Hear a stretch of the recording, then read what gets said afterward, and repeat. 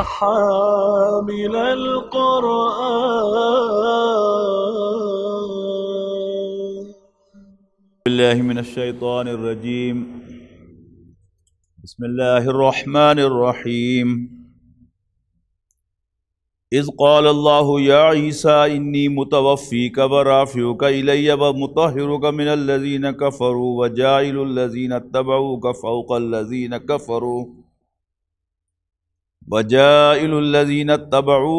الذين كفروا إلى يوم القيامة ثم إلي مرجوكم فأحكم بينكم فيما كنتم فيه تختلفون. اذ قال اللہ یا عیسیٰ، یاد کرو جب اللہ تعالیٰ نے کہا، فرمایا یا عیسیٰ، اے عیسیٰ، انی متوفی کا، بے شک میں تمہیں پورا لے لینے والا ہوں، ورافعو کا، اور تجھے بلند کرنے والا ہوں، الیہ اپنی جانب، ومطہرک من الذین کفروا، اور تجھے کافروں سے پاک کرنے والا ہوں، وجاعل الذین اتبعوک فوق الذین کفروا، اور میں تیرے پیروکاروں کو کافروں پر فائق و غالب کرنے والا ہوں، الی یوم القیامہ، قیامت تک کے لیے. ثم الی مرجعکم، پھر میری ہی طرف تم سب کا لوٹ کر آنا ہے، فاحکم بینکم فیما کنتم فیہ تختلفون، تو میں تمہارے درمیان فیصلہ فرماؤں گا ان تمام ایشو میں جن میں تم اختلاف کرتے ہو. حضرت عیسیٰ علیہ السلام ایک غیر معمولی شخصیت کے حامل انسان ہیں. ان کی پیدائش سے قبل ان کی والدہ پر اللہ تعالیٰ کی جانب سے معجزات کا ظہور شروع ہوا، اور وہ ظہور جب تک وہ زمین پر رہے جاری رہا، اور صحیح حدیث کے مطابق وہ واپس تشریف لائیں گے، اس وقت بھی ان کا ظہور ہوگا، اور پھر اللہ تعالیٰ انہیں موت دے گا. ایک اور پہلو سے حضرت عیسیٰ علیہ السلام کا معاملہ بڑا عجیب ہے کہ کافر تو کافر، بہت سے مسلمان انٹلیکچوئلز، متجدد ذہن والے، قرآن مجید پر ریسرچ کرنے والے، دین پر گفتگو کرنے والے بھی حضرت عیسیٰ علیہ السلام کے بن باپ پیدا ہونے اور ان کے رفع آسمانی کے منکر ہیں. ایک بات تو یہ ذہن میں رکھیے گا سب سے پہلی کہ حضرت عیسیٰ علیہ السلام کا بن باپ پیدا ہونا اور حضرت عیسیٰ علیہ السلام کا رفع آسمانی اور حضرت عیسیٰ علیہ السلام کا واپس دوبارہ زمین پر تشریف لانا، یہ اہل سنت کے عقائد میں شامل ہے. زیادہ کوئی چھوٹی چیز نہیں ہے. اپنے عقیدے کا انکار کرنا اور اپنے عقیدے کو نظر انداز کرنا، اس کو ہم کبھی بھی افورڈ نہیں کر سکتے. رہا مسئلہ ان لوگوں کا کہ جو اس کے منکر ہیں. ہم پڑھ کے آئے ہیں کہ جب حضرت عیسیٰ علیہ السلام کی پیدائش ہوئی اور فرشتہ پورا ایک کانوائے لے کر فرشتوں کا حضرت جبرائیل علیہ السلام آئے، اور انہوں نے آ کر جب خوشخبری دی اور اس پر حضرت مریم سلام علیہا نے اپنے تشویش کا اظہار فرمایا کہ کیسے ہوگا، تو انہوں نے کہا تھا کہ اللہ تعالیٰ جو چاہتا ہے کرتا ہے، اور وہ جب کسی کام کو کہہ دیتا ہے ہو جائے تو وہ ہو جایا کرتا ہے. اور ہم یہاں تفصیل کے ساتھ اللہ تعالیٰ کے کاموں کے بارے میں یہ جان چکے ہیں کہ اللہ تعالیٰ کے کام 3 قسم کے ہوتے ہیں. جب ہم کہتے ہیں اللہ نے کیا، یا تو وہ امر ہوتا ہے، یا عالم خلق کی کوئی چیز ہوتی ہے، اللہ کی تخلیق ہوتی ہے، یا اس کی تدبیر مراد ہوتی ہے. امر سے مراد یہ ہے اللہ تعالیٰ کے وہ کام جو اللہ تعالیٰ کے ایکسپریس آرڈر سے ہوتے ہیں. اللہ تعالیٰ کہتا ہے ہو جا، اور وہ کام ہو جاتا ہے. اس میں نہ کوئی وقت درکار ہوتا ہے اور نہ ہی کوئی ویزیبل پروسیس ہوتا ہے جس کو ٹریس کیا جا سکے کہ اچھا اس سے ایسے ایسے ایسے ایسے یہ ہوا. یعنی ایک عام انسان کی تخلیق جو ہے، میری اور آپ کی تخلیق، ہم سب کی تخلیق، عام انسانوں کی تخلیق، اس کا ایک پروسیس ہے کہ مرد اور عورت کے ملاپ سے وہ تخلیق کا پروسیس انیشیٹ ہوتا ہے اور پھر ڈلیوری پر جا کر وہ کنکلوڈ ہوتا ہے۔ لیکن حضرت عیسیٰ علیہ السلام کے معاملے میں مرد اور عورت کے ملاپ کے بغیر اللہ تعالیٰ کے حکم سے وہ پروسیس شروع ہو گیا، اور حضرت مریم سلام علیہا نے حضرت عیسیٰ علیہ السلام کو ڈلیور کر دیا۔ ایک بات تو یہ ہے کہ قرآن مجید نے واحد پیدائش ہے کسی بھی انسان کی جس کو اتنی تفصیل سے بیان کیا ہے، یعنی نبی اکرم صلی اللہ علیہ وسلم کی پیدائش کا قرآن مجید میں کوئی تذکرہ نہیں ہے، اس لیے کہ وہ ایک نارمل تخلیق کے پروسیس سے ہوئی تھی۔ تخلیق کا پروسیس اسے کہتے ہیں، امر کے مقابلے میں ہوتا وہ بھی اللہ ہی کا کام ہے، اللہ تعالیٰ ہی کے حکم سے ہوتا ہے، اللہ تعالیٰ ہی کی بنائے ہوئے طریقے پر ہوتا ہے، لیکن اس میں ایک پروسیس ہوتا ہے جس کو دیکھا جا سکتا ہے، جس کو ٹریس کیا جا سکتا ہے، جس کو ڈسکور کیا جا سکتا ہے، اور اس میں ایک وقت درکار ہوتا ہے امر کے مقابلے میں۔ تدبیر اللہ تعالیٰ کے ان کاموں پر اطلاق ہوتا ہے اس کا کہ اللہ تعالیٰ اس کائنات میں پلاننگ کرتا ہے، تو اسی تخلیق کا جو پروسیس اللہ تعالیٰ نے بنایا ہوا ہے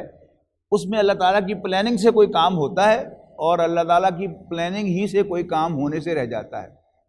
یعنی آج صبح سے لے کر شام دوپہر تک، اس وقت تک آپ ٹریس کریں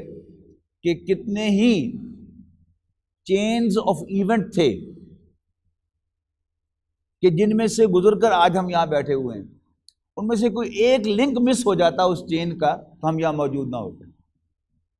تو سارے کی ساری چینز کا ایک دوسرے کے ساتھ ملانا یہ اللہ تعالیٰ کے حکم سے ہوتا ہے، اللہ تعالیٰ کی مرضی اور اجازت سے ہوتا ہے، آپ سے آپ نہیں ہوتا۔ یہ ہمارا ایمان ہے۔ تو میں عرض کر رہا تھا کہ نبی اکرم صلی اللہ علیہ وسلم، حضرت ابراہیم علیہ السلام، بلا شبہ یہ عظیم شخصیتیں ہیں، اللہ تعالیٰ کی موسٹ فیوریٹ شخصیتیں ہیں۔ اللہ تعالیٰ نے ان کی تخلیق کا کوئی ذکر نہیں کیا، تو حضرت عیسیٰ علیہ السلام کی تخلیق کا ذکر اگر ہو رہا ہے تو یہ اس بات کا ثبوت ہے کہ حضرت عیسیٰ علیہ السلام کی تخلیق جو تھی وہ ایب نارمل تھی اور اللہ تعالیٰ کے کلمہ کن سے ہوئی تھی، اور اس کا تعلق عالم امر سے ہے، عالم خلق سے نہیں۔ یہی وہ چیز تھی کہ جس نے ہماری ایک عظیم اکثریت کو، پڑھے لکھے لوگوں کی، قادیانی بنا دیا۔ اس لیے کہ جب کوئی براؤن صاحب سانولی رنگت والا یا بھوری رنگت والا ہندوستان کا کوئی افسر، مسلمان افسر کسی انگریز افسر کے سامنے بیٹھتا تھا، اس کے ڈپٹی کی حیثیت سے یا اس کے سپرنٹینڈنٹ کی حیثیت سے، اور وہ کبھی اس سے ریلیکسنگ آورز میں سوال کرتا تھا کہ کیا تم بھی مسلمانوں کے اس احمقانہ عقیدے کو مانتے ہو کہ عیسیٰ علیہ السلام بن باپ کے پیدا ہوئے تھے؟ اب مسلمان سمجھتا تھا کہ میرا عقیدہ ہے، لہذا نہ تو اس کا انکار کرتا تھا، نہ اس میں اتنی جرت ہوتی تھی کہ تمہیں یہ جرت کیسے ہوئی کہ تم نے میرے عقیدے پر دد ماری، لہذا وہ آئیں بائیں شائیں کرتا تھا۔ اور جو ہی مرزا غلام احمد قادیانی جہانی نے یہ دعویٰ کیا کہ قرآن مجید نے کہیں لکھا ہوا ہی نہیں ہے کہ حضرت عیسیٰ علیہ السلام بن باپ کے پیدا ہوئے تھے، تو وہ تمام لوگ کے جو اس کشمکش میں تھے انہوں نے فوراً جو ہے اس کو قبول کر لیا کہ ہاں یہ پہلا شخص ہے کہ جس نے قرآن مجید کو سمجھا ہے۔ جب قرآن مجید میں نہیں ہے اس کا ذکر تو پھر خام خواہ یہ من گھڑت کہانیاں جو ہے جو حدیثوں کی شکل میں معاذ اللہ لوگوں نے گھڑ لی ہیں، ان کو ماننا کوئی ضروری نہیں۔ حالانکہ یہ سٹیٹمنٹ بذات خود غلط ہے کہ قرآن مجید میں کہیں یہ ذکر نہیں ہے کہ حضرت عیسیٰ بن باپ کے پیدا ہوئے تھے، یہ الفاظ تو نہیں ہیں، لیکن جو پچھلی سبق میں ہم نے وہ ساری بات پڑھی تھی وہ کیا تھی؟ اگرچہ یہ الفاظ نہیں ہے فائنلی کہ حضرت عیسیٰ بن باپ کے پیدا ہوئے تھے، حضرت مریم چیخ کر کہہ رہی ہیں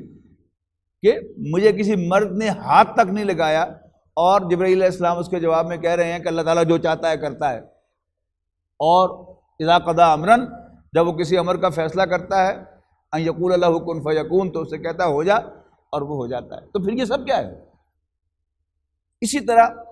حضرت عیسیٰ علیہ السلام کا رفع آسمانی، اس کو بھی یعنی ان لوگوں نے چیلنج کیا ہے۔ اور مزے کی بات یہ ہے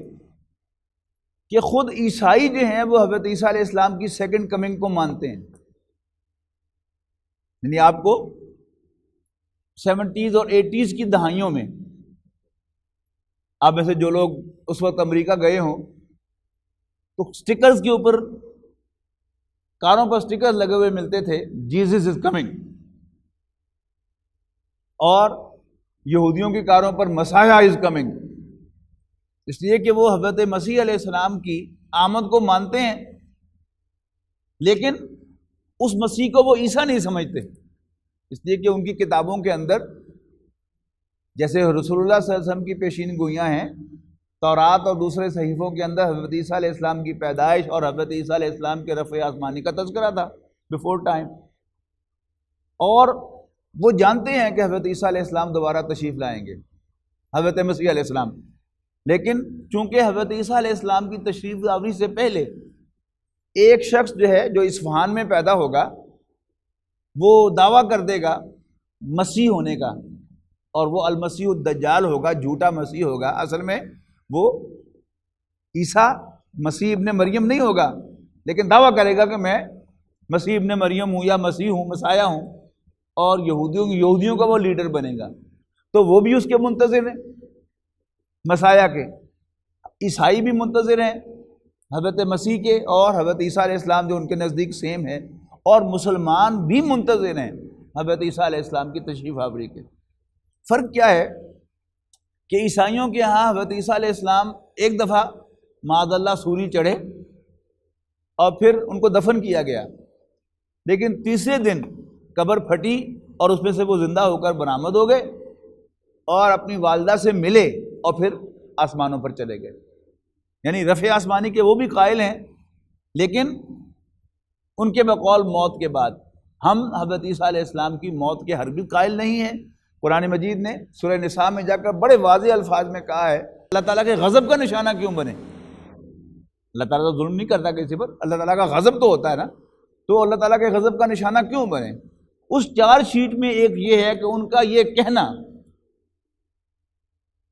ان کا حضرت مریم پر الزام لگانا اور ان کا یہ کہنا انا قتلنا المسیح عیسی ابن مریم رسول اللہ، کہ ہم نے مریم کے بیٹے عیسیٰ مسیح کو قتل کیا، وما قتلوہ وما صلبوہ ولکن شبہ لہم، نہ تو انہوں نے عیسیٰ کو قتل کیا نہ سولی دی، اور بلکہ شبہ لہم ان کے لیے ایک کنفیوژن پیدا کیا گیا، وہ کنفیوز کر دیے گئے، اس لیے کہ وہی جس نے حضرت عیسیٰ علیہ السلام کی مخبری کی تھی جب وہ باغ میں داخل ہوا تو اس کے پیچھے پیچھے سپاہی بھی تھے رومن امپائر کے، تو اللہ تعالیٰ نے اسی کی شکل حضرت عیسیٰ جیسی بنا دی۔ حضرت عیسیٰ علیہ السلام تو باغ کے کونے میں ایک کمرہ تھا، اس میں عبادت میں مشغول تھے، تو وہ سمجھے کہ عیسیٰ علیہ السلام جو ہیں وہ تنہائی سے تخلیے سے برآمد ہو گئے ہیں، اور انہی کو انہوں نے آقا کہہ کر بلایا، اور یہی نشانی اس نے بتائی تھی کہ جس کو بھی سب لوگ آقا کہہ کر بلا رہے ہوں گے وہی عیسیٰ ہوں گے۔ تو یہودی جو رومن سپاہی تھے انہوں نے اسی کو پکڑ لیا اور وہی سولی چڑھا دیا گیا۔ تو ہمارا ایمان تو یہ ہے کہ نہ وہ سولی چڑھے نہ وہ قتل کیے گئے، بلکہ اللہ تعالیٰ نے ان کو زندہ اٹھا لیا، یہ ہمارا ایمان ہے۔ احادیث سے واضح تصریح ملتی ہے، اور قرآن مجید کی آیات جو ہیں یہ بھی اس کی طرف اشارہ کرتی ہیں، ورنہ کنفیوژن کیا تھا؟ تو حضرت عیسیٰ علیہ السلام کا رفع آسمانی جو ہے اس کو بھی ایک بنایا گیا ہے کہ نہیں قرآن مجید میں اس کا کوئی ذکر نہیں ہے، اور یہ سب من گھڑت کہانیاں ہیں۔ قرآن مجید کی دو صورتیں جیسا کہ میں نے عرض کیا تھا کہ وہ حضرت مریم اور حضرت عیسیٰ علیہ السلام کی طرف موسوم ہے، حضرت مریم کی طرف۔ سورہ مریم تو اس کا تو نام ہی سورہ مریم ہے، اور یہ سورۃ آل عمران، حضرت عمران جو ہیں یہ حضرت مریم کے والد ہیں، تو آل عمران یعنی عمران کی اولاد، اور مراد اس سے کون ہوئے؟ حضرت مریم اور حضرت عیسیٰ علیہ السلام، ان کا بھی تذکرہ یہاں پر موجود ہے۔ تو بات تو وہاں پر ہے پوری کی پوری، لیکن جو اعتراض کرنے والے ہیں جنہوں نے ادھار کھایا ہوا ہے کہ ہم نے جو بات بھی مغرب سے آئے گی اس کو قبول کرنا ہے اور اس کو عین اسلام ثابت کرنا ہے، اور جو بھی مسلمانوں کا 1400 سال سے عقیدہ رہا ہے ہم نے اس کو خراب کرنا ہے۔ دونوں صورتوں میں سے یہ تو سورہ آل عمران ہم پڑھ رہے ہیں، سورہ مریم میں حضرت عیسیٰ علیہ السلام کی پیدائش کا بھی ذکر ہے، اور دونوں مقامات پر سورہ آل عمران میں بھی اور سورہ مریم میں بھی حضرت عیسیٰ علیہ السلام کی پیدائش سے پہلے، یعنی حضرت عیسیٰ علیہ السلام کی بن باپ پیدائش سے پہلے حضرت یحییٰ علیہ السلام کی بوڑھے باپ اور بانجھ ماں سے پیدائش کا ذکر کیا ہے، بانجھ ماں سے پیدائش کا ذکر کیا ہے، اور اس کو سب مانتے ہیں۔ لیکن حضرت عیسیٰ علیہ السلام پہ آگے سب جو ہیں وہ اڑ جاتے ہیں، پتہ نہیں کیوں۔ اسی طرح سورہ مریم میں حضرت ادریس علیہ السلام کا ذکر ہے کہ اور ساتھ ہی فرمایا رفعہ مکانا علیہ، اور ان کو اللہ تعالیٰ نے اونچے مقام پر اٹھایا، اور یہ بھی عیسائیوں اور یہودیوں کا عقیدہ ہے کہ حضرت ادریس علیہ السلام بھی، ان کا بھی رفع آسمانی ہوا ہے اور وہ بھی آسمانوں پر زندہ موجود ہیں۔ لیکن حضرت عیسیٰ علیہ السلام کے معاملے میں ان کی بن باپ کی پیدائش بھی ان کے نزدیک جو ہے یہ کویسچنیبل ہے، کیسے ہو سکتی ہے، اور حضرت عیسیٰ علیہ السلام کا رفع آسمانی بھی کیسے ہو سکتا ہے، حالانکہ یہودی اور عیسائی اور مسلمان یہ سب جب مانتے ہیں کہ حضرت ادریس علیہ السلام کا بھی رفع آسمانی ہوا ہے۔ تو یہاں فرمایا، یاد کرو جب اللہ تعالیٰ نے فرمایا اے عیسیٰ انی متوفی کا، وفا یہ فی کے معنی ہے پورا کرنا، ہم اردو میں کہتے ہیں نا وعدہ وفا کرنا، وفا کرنے کا مطلب کیا ہوتا ہے؟ وعدہ پورا کرنا۔ یہ لفظ جب باب تفعیل میں آتا ہے وفا یوفی، تو اس کے معنی ہوتے ہیں پورا پورا دے دینا، اور توفا یا توفا باب تفاعل سے اس کے معنی ہوتے ہیں پورا پورا لے لینا۔ یعنی متوفی ہم کہہ دیتے ہیں مرنے والے کو، وہ اس کا یعنی مجازی اطلاق ہے، حقیقی اطلاق نہیں ہے۔ یعنی خواب میں بھی اللہ تعالیٰ جو ہے وہ ہماری روحوں کو قبض کرتا ہے، اور موت کے وقت بھی ہماری روحوں کو قبض کرتا ہے، تو ہماری جو اصل پرسنالٹی ہے وہ تو پوری پوری قبض ہو جاتی ہے، اگرچہ جسم جو ہے وہ زمین پر رہتا ہے۔ لیکن اس کا اصل مفہوم جو ہے توفا یا توفا کا، وہ ہے پورا پورا لے لینا۔ اچھا، یہاں پر اللہ تعالیٰ نے اپنے آپ کو متوفی کہا ہے، یہ بھی نوٹ کیجئے گا، پورا پورا لے لینے والا۔ انی متوفی کا، اے عیسیٰ میں تجھے پورا پورا لے لینے والا ہوں۔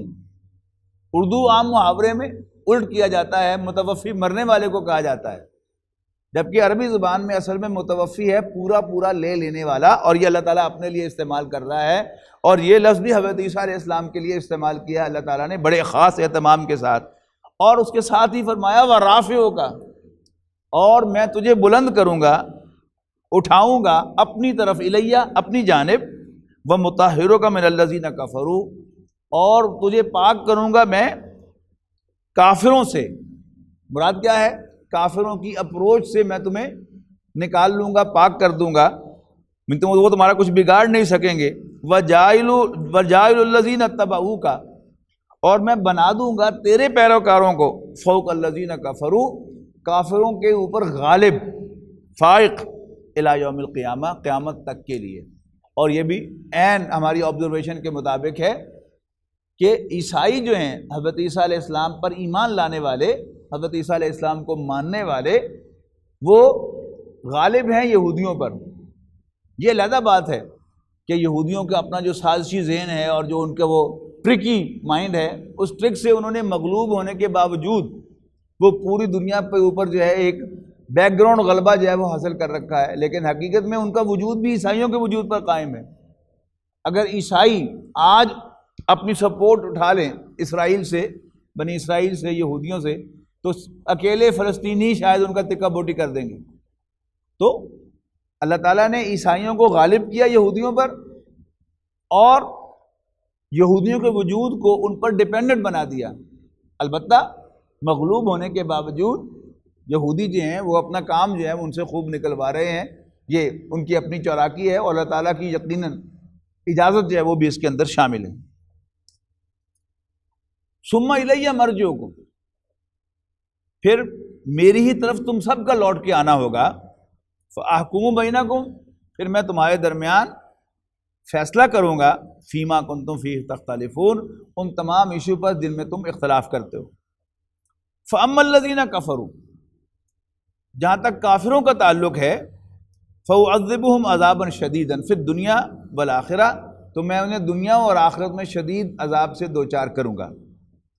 اب دنیا کا عذاب جو ہے اس میں جو اصل چیز ہے وہ پیس آف مائنڈ کا نہ ہونا ہے،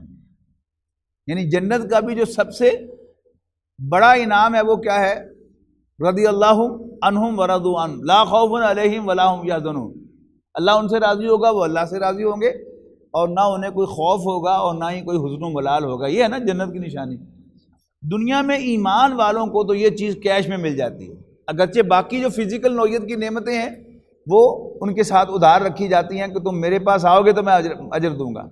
لیکن جنت کی یہ نعمت اللہ تعالیٰ ایمان والوں کے لیے کھول دیتا ہے۔ اس دنیا میں صاحب ایمان جو ہے وہ ہمیشہ امن اور سکون میں ہوتا ہے بہت سی وجوہات سے۔ ایک تو یہ کہ وہ مانتا ہے کہ میں اللہ کا بندہ ہوں اور یہ سب کام اللہ تعالیٰ ہی کر رہا ہے، لہذا وہ اس پر راضی ہوتا ہے کہ میرے ساقی نے میرے پیالے میں جو بھی ڈالا ہے یہ اس کی عنایت ہی عنایت ہے، مہربانی ہی مہربانی ہے، اس پر وہ شکر ادا کرتا ہے۔ دوسرا اس بات کا یقین کہ فاعل حقیقی اللہ تعالیٰ کی ذات ہے اور یہ کوئی حادثہ نہیں ہو رہا، لہذا اس کو سکون اور اطمینان ملتا ہے۔ اللہ تعالیٰ اسے دے تو بھی راضی ہوتا ہے، اللہ تعالیٰ اسے نہ دے تو بھی راضی ہوتا ہے کہ تیرا فیصلہ ہے، مجھے قبول ہے۔ ریسنٹلی آپ نے وہ کالم دیکھا ہوگا جاوید چودھری صاحب کا کہ انہوں نے اس کے بارے میں جنید جمشید کے بارے میں لکھا تھا، بلکہ جب یہ ان کا انتقال ہوا ہے کریش میں تو بہت سے ان کے بارے میں یوٹیوب پر آئے بیانات، مولانا طارق جمیل صاحب کا جو بیان تھا وہ سب سے زیادہ مفصل تھا کہ یہ کنورٹ کیسے ہوئے، یعنی کیسے یہ دین کی طرف آئے، کہ ان کے کو دوست تھے ان کے ہم نام، جنید ان کا بھی نام تھا، وہ تبلیغی جماعت میں بہت ایکٹیو تھے، تو ایک مرتبہ انہوں نے ان کے سیکریٹری کے تھرو ٹائم لے کر کے میں صرف 5 منٹ لوں گا اور ان سے ملاقات کی، تو سیکریٹری نے ان سے کہا کہ جی بس 5 منٹ ہی ملیں گے، زیادہ نہیں، وہ بہت مصروف ہیں۔ آ کر ملے، انہوں نے تعارف کروایا کہ میں آپ کا اسکول کا کلاس فیلو ہوں، تو انہیں بھی یاد آ گیا، تو بس 5 منٹ ہوئے تو اس نے کہا جی بس مجھے 5 منٹ دیے گئے تھے، بس مجھے اجازت نہیں، تب ملنے کے لیے آیا تھا۔ تو انہوں نے کہا نہیں بیٹھو، اور کہا یہ حلیہ تم نے کیسے بنایا ہوا، یہ کیا ہے؟ تو اس نے بتایا کہ اس طرح میں تبلیغ میں لگ گیا ہوں اور اللہ تعالیٰ کی مہربانی سے اب مجھے اس میں بڑا لطف آتا ہے۔ داڑھی تھی چہرے پر اور ٹخنوں سے اونچا پاجامہ تھا، سلوار تھی، بڑا حیران ہوا۔ اب اس پر انہوں نے کئی گھنٹے پھر ان کے ساتھ ملاقات کی جنید جمشید نے، اور انہوں نے ان سے وعدہ لیا کہ بس پھر میں بھی آپ کو دکھاؤں گا کہ یہ کیا ہوتا ہے، آپ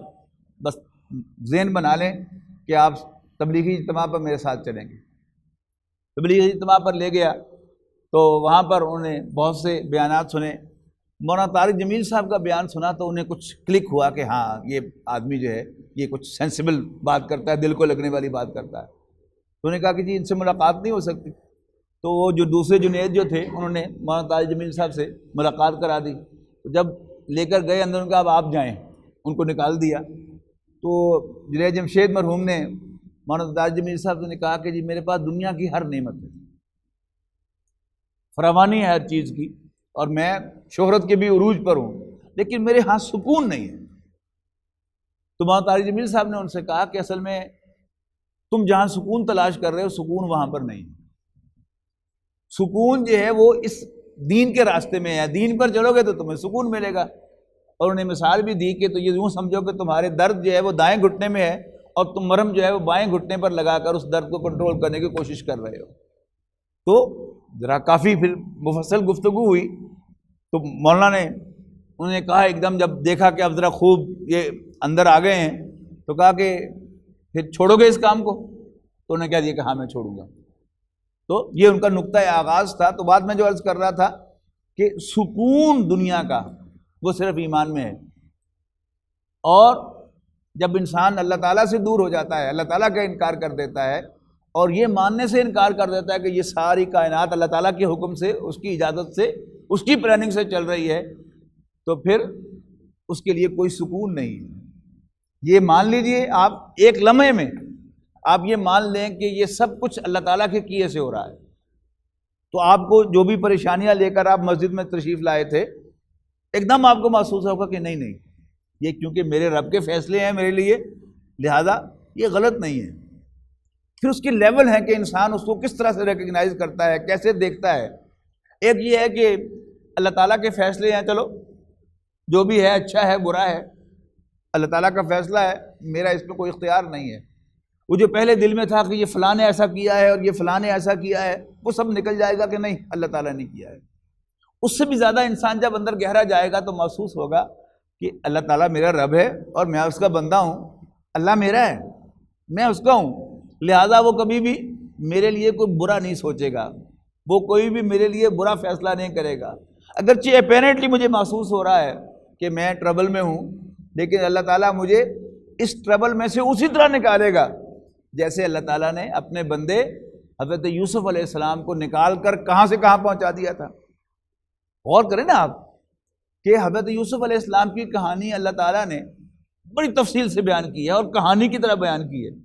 وہ اولاً کس کے لیے رہنمائی تھی؟ رسول اللہ صلی اللہ علیہ وسلم کے لیے رہنمائی تھی کہ مکے میں تمہارے اوپر جو تنگ حالات ہیں ان سے دل برداشتہ نہ ہو، دیکھو میں کیسے کیا کرتا ہوں کام۔ میرے لیے یوسف کو کنویں میں سے نکال کر اور وہ مصر کا بہت بڑا وزیر بنا دینا کوئی کام نہیں ہے، اور میں تمہیں اس تمام پریشانیوں سے نکال کر کامیابی سے ہمکنار کروں گا۔ سورۃ طٰہٰ اس کے آغاز میں ہے نا، طٰہٰ ما انزلنا علیک القرآن لتشقی، شقی کہتے ہیں نا نامراد کو، بدبخت کو، اسی سے یہ مضارع کا صیغہ ہے کہ طٰہٰ ما انزلنا علیک القرآن لتشقی، ہم نے اے نبی صلی اللہ علیہ وسلم آپ پر یہ قرآن اس لیے نازل نہیں کیا کہ آپ نامراد رہیں۔ اس میں کیونکہ حضرت موسیٰ علیہ السلام کی کہانی ہے نا، تو حضرت موسیٰ علیہ السلام کی پیدائش سے پہلے پلان کیا فرعون نے حضرت موسیٰ علیہ السلام کو قتل کرنے کا، ہزاروں بچے مار دیے، لیکن اللہ تعالیٰ کی شان دیکھیے کہ اللہ تعالیٰ نے ان کی پرورش بھی اسی کے محل میں کروائی۔ یہ کیا ہے؟ یہ اللہ تعالیٰ کے کام ہے۔ اور دوسری صورت جس میں حضرت موسیٰ علیہ السلام کی سوانح حیات جو ہے وہ تفصیل سے آئی ہے، وہ سورۃ قصص ہے۔ سورۃ قصص کے آخر میں فرمایا ان الذی فرض علیک القرآن لرادک الی معاد، یقیناً وہ ہستی جس نے اے نبی تم پر قرآن فرض کیا ہے، لرادک الی معاد، وہ تمہیں لازماً لوٹائے گا منزل مراد کی طرف۔ یہ بھی حضور صلی اللہ علیہ وسلم کے لیے وہی خوشخبری تھی۔ تو جتنا انسان جو ہے وہ اللہ تعالیٰ کے ساتھ ڈیپ ہوتا چلا جائے گا تو اللہ تعالیٰ اس کے دل میں پھر یہ چیزیں جو ہیں ان کی طرف رہنمائی کرتا رہے گا۔ سورہ تغابن میں یہ الفاظ آیا نا کہ ما اصاب من مصیبت الا باذن اللہ، کوئی واقعہ پیش نہیں آتا، کوئی مصیبت نہیں آتی مگر اللہ کی اجازت سے۔ وَمَن يُؤْمِن بِاللَّهِ يَهْدِ قَلْبَهُ، اور جو اللہ تعالیٰ پر یقین رکھتا ہے اللہ تعالیٰ اس کے دل کی رہنمائی کرتا ہے۔ یہ دل کی رہنمائی کیا ہے؟ یعنی میں بڑا اچھا درس دوں اس موضوع پر کہ اللہ تعالیٰ پر بھروسہ کرنا چاہیے، لیکن جب مجھ پر کوئی مصیبت آئے اور مجھے اس وقت یہ بات بھول ہی جائے تو یہ علم میرے کس کام کا ہے؟ نا؟ تو جو اللہ پر یقین رکھتا ہے اللہ تعالیٰ اس وقت جب اس پر کوئی مصیبت آتی ہے اللہ تعالیٰ اس کو ڈائریکٹ کرتا ہے کہ پازیٹیو سائیڈ پر کہ اللہ نے پہلا سٹیپ کیا ہے، اللہ تعالیٰ نے کیا ہے، بائی چانس نہیں ہوا، پھر اس میں کوئی خیر ہی ہوگی، ابھی ہوگی، اور پھر یقین ہو جاتا ہے کہ میرے رب نے اگر مجھے اس تکلیف میں مبتلا کیا ہے تو یقیناً مجھے نوازنے کے لیے کیا ہے، جیسے اللہ تعالیٰ نے اپنے بندے یوسف علیہ السلام کو نوازنے کے لیے انہیں پہلے کنویں میں گروایا تھا۔ تو یہ انسان کے یقین کی بات ہے۔ تو ایمان میں سکون ہے، اور کفر میں کیا ہے؟ یعنی جوں جوں ہم اللہ تعالیٰ کا انکار کی طرف مائل ہوں گے، یعنی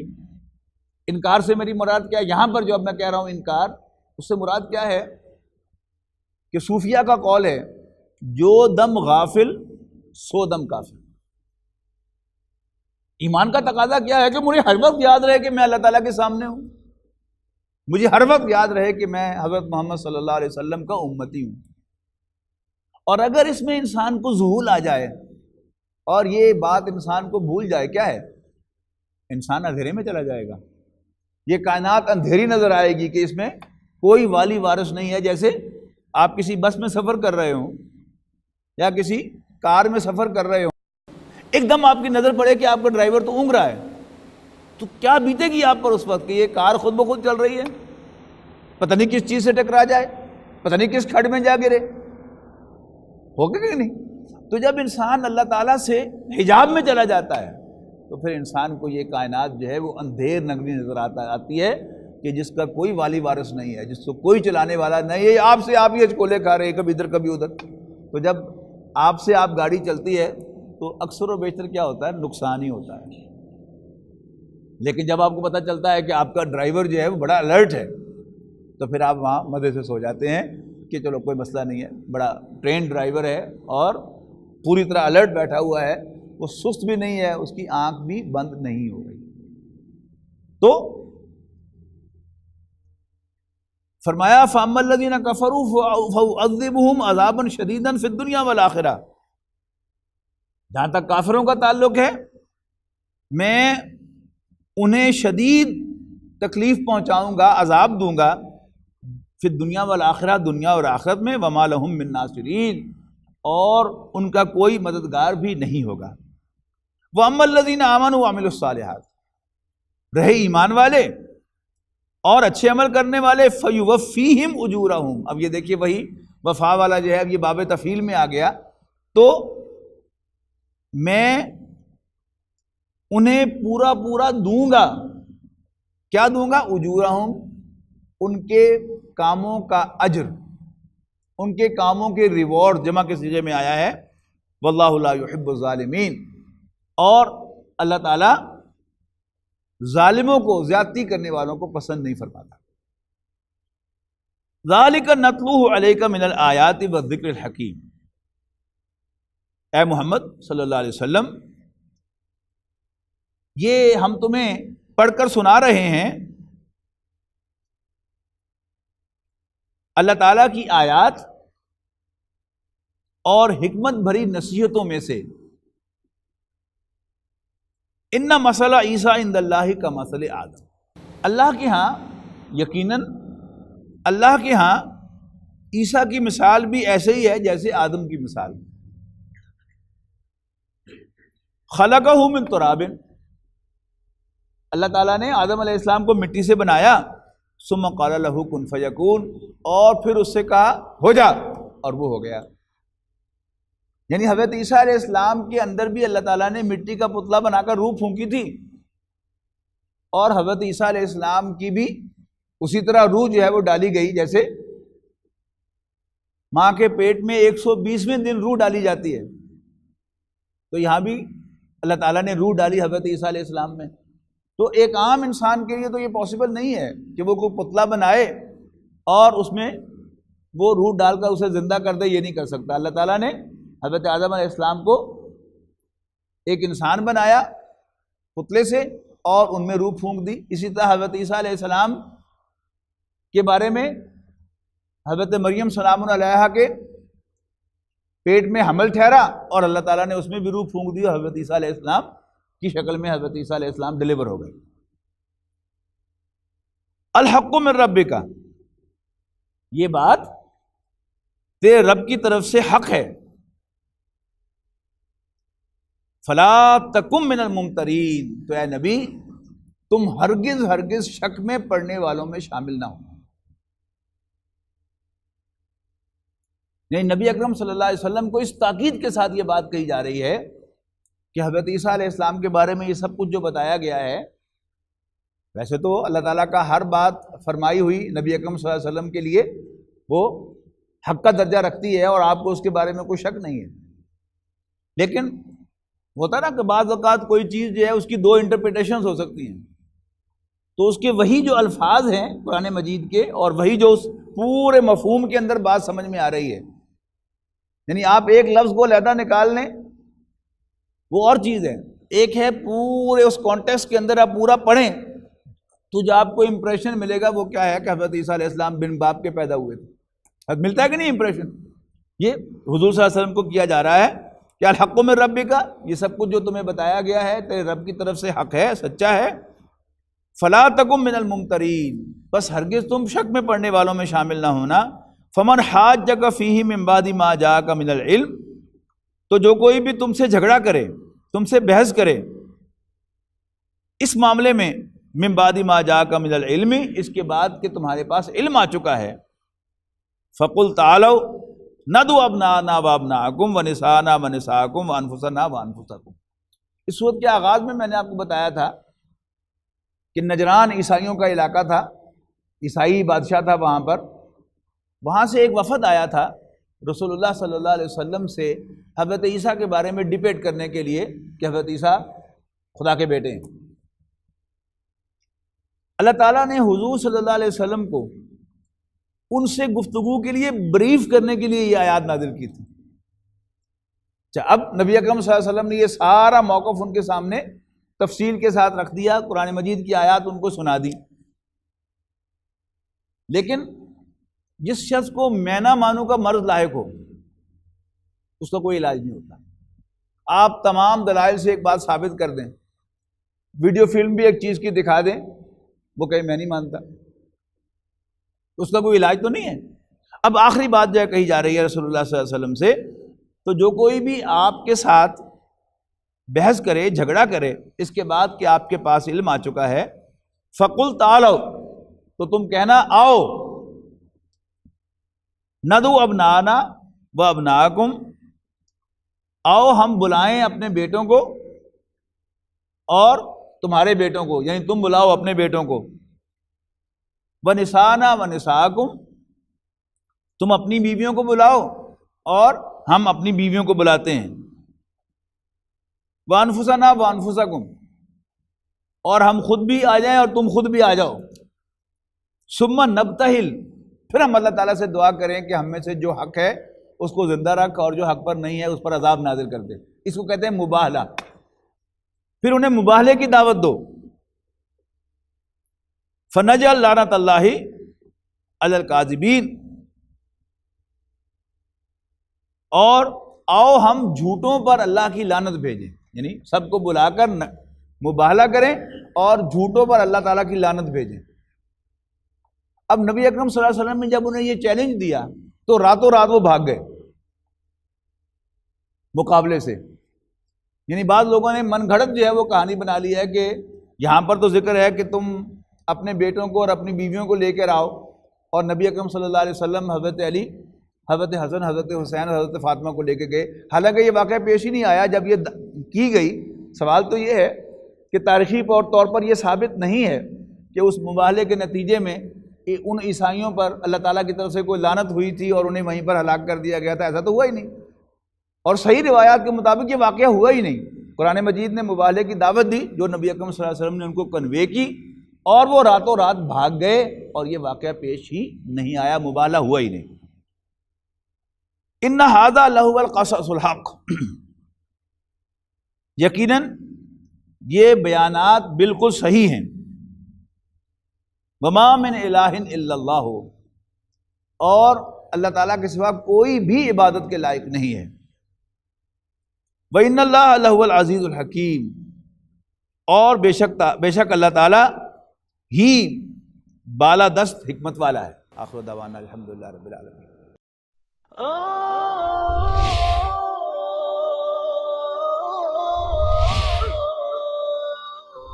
يا حامل القرآن